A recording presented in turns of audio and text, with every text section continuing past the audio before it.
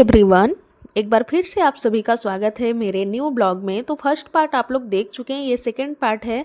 First part में आप लोग देखे होंगे कि हम लोग पहाड़ी वाले मंदिर पे गए थे घूमने के लिए और नीचे आ चुके हैं। ये सेकंड पार्ट है जिसमें हम लोग गुरुद्वारा में जा रहे हैं। तो ये गुरुद्वारा है, हिमाचल का फेमस गुरुद्वारा है, इच्छाधारी बाबा हैं।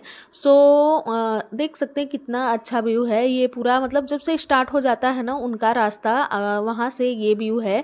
सो इतना प्यारा व्यू है ना, मुझे समझ में ही नहीं आया कि ये पत्थर कलरफुल है या कलर किया गया है। कुछ पत्थर थे शायद कलरफुल थे, कुछ कलर किए गए हैं। सो पार्किंग एरिया में हम लोग पहुंच गए हैं। साचू रास्ते में जिद करके अपने नाना के बाइक पे बैठ गई, बोली मुझे नाना के साथ बैठना है, लाडू के साथ बैठना है। सो लाडू को पूरे रास्ते अंशु लेकर ही आई है मेरे पास, तो लाडू आए ही नहीं। अरे भैया तू पहाड़ों पैदल करो का बन जाएगा, बोल दो बन जाएगा। सो लाडू ना सो गए थे, तो पापा बोले कि लाडू सो रहे हैं और पापा के जॉब से फ़ोन आ रहा था, उनको इम्पोर्टेंट जाना था। सो पापा बोले जल्दी से जाओ, आप लोग दर्शन करके आ जाओ, मैं लाडू को लेके यहीं पे हूँ। सो यहाँ पे हाथ पैर धुल लेते हैं। जय बाबा इच्छाधारी जी यहाँ पे लिखा हुआ है। तो देख सकते हैं कितना प्यारा, मतलब टाइल्स भी ना कलरफुल था, नीचे का जो पत्थर था ना वो भी कलरफुल था। सो यहाँ फ़ोटो वीडियो लेना अलाउ नहीं था, तो हम लोग ज़्यादा वीडियो नहीं बनाए। फिर भी लोग फ़ोटो वीडियो लेते ही हैं, चोरी चोरी छुप छुप के सभी लोग फ़ोटो क्लिक करवाते हैं, बट अलाउ नहीं रहता। तो देख सकते हैं सब जगह इतना हरा भरा रंगीन कलरफुल, मतलब क्या ही बोले, एकदम लाल पीला हरा नीला सब था। और यहाँ पे ना आर्टिफिशियल फ्लावर से भी डेकोरेशन हुआ था, ये सब आर्टिफिशियल ही हैं। और जो प्लांट है ना, छोटे छोटे पौधे, उनका भी था, देख सकते हैं कुछ पौधे ये लोग लगाए भी हैं। और आर्टिफिशियल फ्लावर से भी डेकोरेशन हुआ था, ये आर्टिफिशियल है सब। और पूरा जितना पत्थर नीचे का था, वो ऊपर दीवार का था, वो सब कलरफुल थे। यहाँ भी हम आए थे रक्षाबंधन के दिन। सो इस बार बाबू को घुमाने के लिए लाए हैं हम लोग। ये बाहर का एरिया है, यहाँ पे ये लोग शायद रहते होंगे जो भी हुआ। और यहाँ पे लंगर वगैरह चलता ना, तो ये बाहर ही चलता है। हर टाइम आपको यहाँ चाय मिल जाएगा, वो भी फ्री में। ग्लास वगैरह रखा रहता है, बर्तन धुलने के लिए रखा रहता है। सभी लोग अपना चाय पीते हैं, खाना खाते हैं, बर्तन धुल के रख देते हैं। सो लंगर आज नहीं था, चाय की व्यवस्था थी, लेकिन हम लोग चाय वगैरह नहीं पिए। पापा को लेट हो रहा था तो हम लोग कुछ भी नहीं किए, बस दर्शन किए और निकल गए। पापा को जाने के लिए इंपॉर्टेंट कॉल आ गया था, सो निकल गए हैं यहाँ से दर्शन करके हम लोग। और अभी रास्ते में एक जगह और घूमना है, तो पापा निकले ही हैं कि मतलब वो जॉब पे जाने के लिए, बट रास्ते में पहुँचे ना तो उनका फिर से फ़ोन आया कि नहीं नहीं रहने दो, कोई बात नहीं, मैनेज हो गया है। सो देख सकते हैं कितना अच्छा व्यू है ना। अब हम लोग वापस जा रहे हैं और रास्ता कितना मतलब साफ़ सुथरा एकदम बढ़िया सा है। लाडू हमारे पूरे रास्ते सो ही रहे हैं। साचू को नींद आने लगा था तो हमारी स्कूटी पे आ गई, बोली हमको सोना है, तो बीच में आ गई है, तो पापा के पीठ पे अपना सिर रख के सो जाएगी। कुछ देर सोने के ये नाटक की कि मतलब हमको सोना है सोना सोना। उसके बाद बोली मम्मा भूख लगा है, तो उसको चिप्स दे दिए, चिप्स खा रही है। पहुंच गए हैं हम लोग बद्दी, और बद्दी में ही पहुंचे तभी पापा का फ़ोन आ गया है कि नहीं मत आइए, आप घूम फिर लीजिए, बाद में आइएगा, जो काम था वो पूरा हो गया है। तो पापा बोले चलो अभी टाइम है तो चलो मछली दिखा देते हैं। तो कोई यहाँ शायद मछली पालन किया है या क्या, मछली पालन ही किया होगा, बिकॉज देखने में तो ऐसा ही लग रहा था। तो हम लोग यहाँ पे आ गए घूमने के लिए। सो पहुंच गए हैं हम लोग लोकेशन पे। और यहाँ पे ना मतलब जिनको पंडित बताए रहते हैं मछली को चारा खिलाने के लिए, वो आते हैं यहाँ पे। कुत्ते मछली और गाय वगैरह सब मिल जाते हैं, तो अच्छा है। जिनको पंडित बताए रहते हैं वो अपना आसानी से कर लेता है। साचू कितनी बेसब्री से इंतजार कर रही थी प्लेट खुले और मैं खिलाऊं। लाडू कैसे देखा है? हटा लाडू, हटा, देख जाती हटा। अले तोड़ डालो।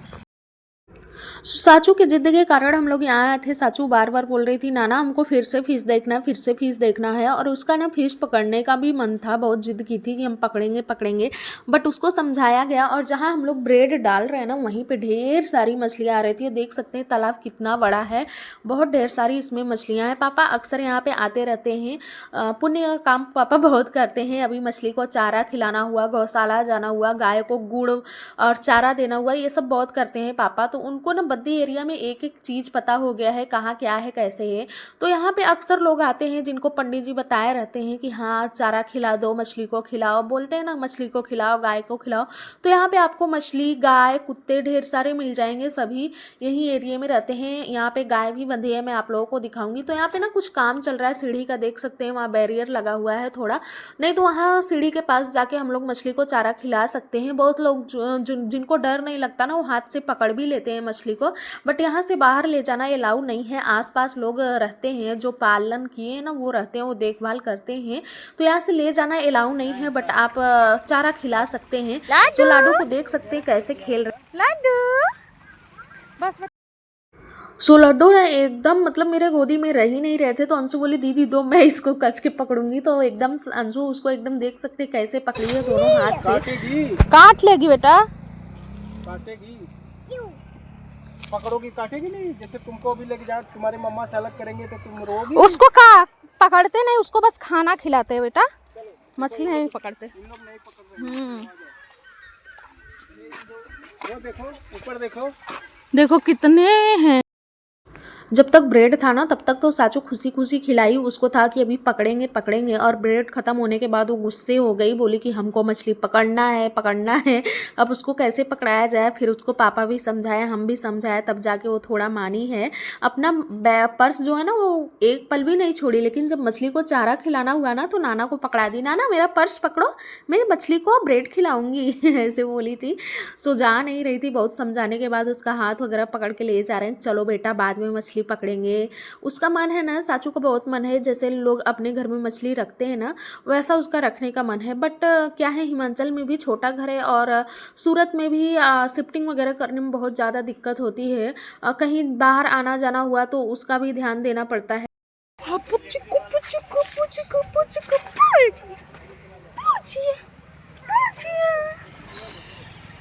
सो हम लोग आ गए हैं घर पे, और साचू हमारी आज बड़ी क्यूट लग रही है, नज़र ना लगे उनको। कपड़ा ढेर सारा था, सब धुल के गए थे, फैला के गए थे। पैकिंग वगैरह भी अब स्टार्ट करना है धीरे धीरे। और साचू ना कुत्ते कुत्ते आई दरवाज़ा ओपन करने के लिए, और ये इतना टाइट है ना कि हमसे नहीं ओपन हो रहा था। फिर पापा आए और पापा ओपन कर रहे हैं। सब दिवाली का डेकोरेशन अभी तक वैसे ही पड़ा हुआ है, हटेगा जब हटना होगा। यहाँ पे ना दोपहर में सभी लोग खा पी के रेस्ट कर रहे थे, तो ये ढोल वाले भैया जो है ना, जब फेस्टिवल आता है ना, जैसे छठ हुआ, दिवाली हुआ या फिर होली हुआ, मेन फेस्टिवल पे आते हैं ढोल बजा के पैसा लेने के लिए। तो आए हैं ढोल बजा के पैसा लेने।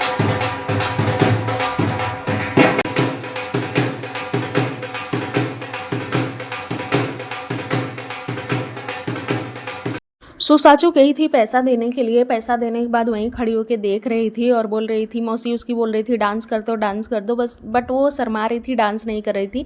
मैं और लाडू ऊपर ही थोड़ा सा डांस कर लिए। ढोल बजे और डांस करने का मन नहीं करे, ऐसा हो नहीं सकता। सो बहुत ही अच्छा लग रहा था ये ढोल जब बज रहा था। ये ढोल जब हम लोग आ रहे थे ना तो हमारे वेलकम के लिए भी किया गया था, बट उनका कुछ पर्सनल इशू हो गया उसी टाइम और वो नहीं आ पाए।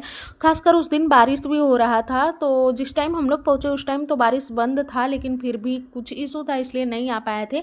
नहीं तो मम्मी पापा का मन था कि लाडू जब आए यहाँ हिमाचल तो ढोल बजे, लेकिन नहीं बज पाया था। खैर कोई बात नहीं।